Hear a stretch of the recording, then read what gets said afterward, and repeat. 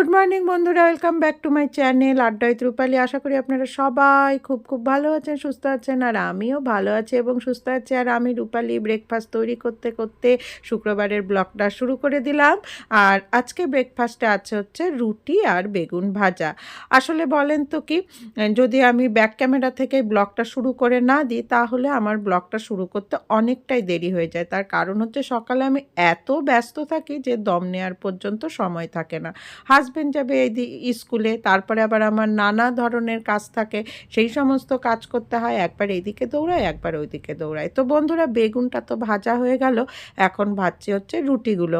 সে যাই হোক, রুটি ভাজাটাও শেষের দিকে। আর শীতকালে কিন্তু রুটি বেগুন ভাজা খেতে খুব ভালো লাগে। শুধু রুটি কেন, পরোটা, লুচি সব কিছু দিয়েই বেগুন ভাজা খেতে ভালো লাগে। শীতকালে কিন্তু বেগুন ভাজার একটা আলাদাই স্বাদ হয়।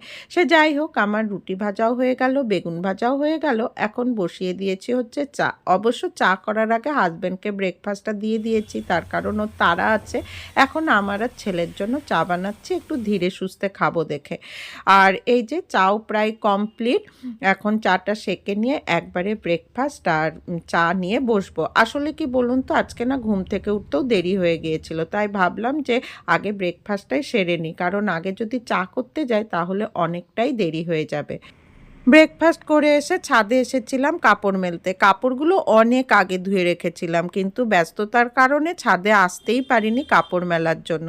সে যাই হোক, কাপড়গুলো মেলে নিয়ে এখন নিচে যাচ্ছি, কারণ সবজিওয়ালা এসেছে, সবজি নিতে হবে।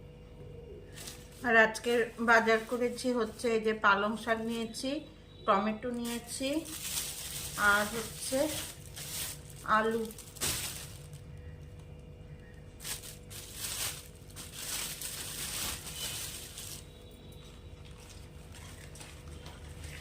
একটা বাঁধাকপি, কুয়াশ,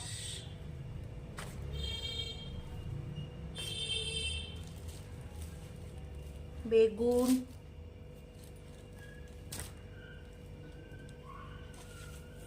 আর ধনেপাতা, আর নিয়েছি হচ্ছে ক্যাপসুল আলু। এই হলো আজকের বাজার, কারণ আমাদের কয়েকদিন ধরে নিরামিষ খাওয়া দাওয়া। কালকে একাদশী, আজকে সংযম, একাদশীর সংযম, নিরামিষ খেতে হবে। তারপরের দিন একাদশী পারণ, তারপরে সোমবার, মানে বেশ কয়েকদিন নিরামিষ খাওয়া দাওয়া। আর এই যে শশা, মানে ক্ষীরা আর কি, এই বাজার করেছি। আর রান্না কমপ্লিট। এই যে আজকে রান্না করেছি হচ্ছে আলু বাঁধাকপির তরকারি মটরশুঁটি দিয়ে, আর হচ্ছে এখানে আছে মটরের ডাল, আর এটা হচ্ছে আলু শিম দিয়ে ভাজা, আর এখানে আছে পালং শাক ভাজা। এই হলো আজকে নিরামিষ রান্না। আর এই যে এখন আমি আর ছেলে মেলে দুপুরের খাবার খেতে বসেছি। গোটা দিন পর বন্ধুরা এই সামনে আসলাম, ক্যামেরার সামনে। গোটা দিন সময়ই পাইনি, আজকে এত ব্যস্ত ছিলাম। আর এই যে এখন ছাদে এসেছি কাপড়গুলো তুলতে, তো ভাবলাম যে একটু বন্ধুদের সাথেও এ ফাঁকে কথা বলিনি। আর আজকে ওয়েদারটা হঠাৎ করে কেমন হয়ে গেল, মেঘাচ্ছন্ন হয়ে গেল, মনে হচ্ছে যেন অনেকটাই বেলা হয়ে গিয়েছে, কিন্তু খুব একটা বেলা হয়নি, মাত্র 4টা বাজে। দেখে মনে হচ্ছে এখনই সন্ধ্যা লেগে যাবে। এই মাত্র খেয়ে দিয়ে উঠলাম আর কি। আজকে এতটাই দেরি হয়ে গিয়েছে যে খাওয়া দাওয়া করতেও দেরি হয়ে গেল। আর প্রচুর কাপড় চোপড় ধুয়েছি আজকে, অনেক দিন থেকে, মানে 2-3 দিন ধরে কাপড় ধুইনি, সমস্ত কাপড় জমা পড়ে গিয়েছিল। আর প্রচুর কাপড় ধুয়েছি। আর আজকে ওয়েদারের এই অবস্থা হলো, কিচ্ছু শুকায়নি। তো ঠিক আছে বন্ধুরা, কাপড়গুলো তুলি। আর বেশ ঠান্ডাও লাগছে ছাদে, কাপড়গুলো তুলে নিয়ে নিচে যাই।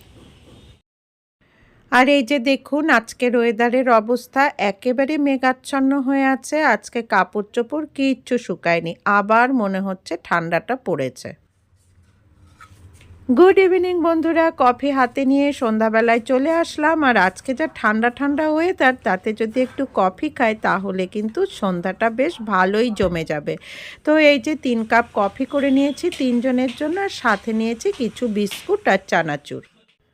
একেবারে রাতের খাওয়া-দাওয়া করে আবার চলে আসলাম ক্যামেরার সামনে। এখন এই যে কুশন কভারগুলো ভরতে বসেছি, কারণ আজকে তো অনেক কাপড়-চোপড় ধুয়েছিলাম, তো ঘরটা একটু এলোঝেলোই হয়ে আছে। তো ভাবলাম যে, যে সমস্ত কাপড়-চোপড়গুলো কাচা হয়েছিল আর যেগুলো শুকিয়েছে, সেগুলো যথাস্থানে সব রেখে দিই। তাহলে আমার কাজের চাপটা পরের দিন অনেকটাই কমে যাবে।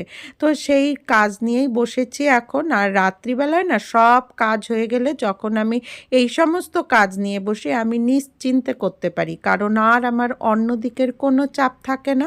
আর এই দেখুন, আপনাদের সাথে কথা বলতে বলতে আমার কুশন কভারগুলোও প্রায় ভরা কমপ্লিট হয়ে গেল। বন্ধুরা, এখন শুতে যাওয়ার টাইম হয়ে গিয়েছে। এখন বাজে প্রায় রাত্রি 12টা। আর গোটা দিনের কাজকর্ম আজকের মতো শেষ হলো, আর সেই সাথে ব্লগটাও শেষ করার সময় হয়ে গিয়েছে।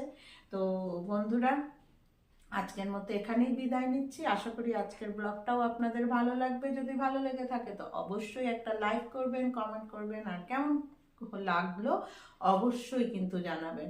তো ঠিক আছে বন্ধুরা, আজকের মতো বিদায় নিচ্ছি। Tata, bye bye, good night.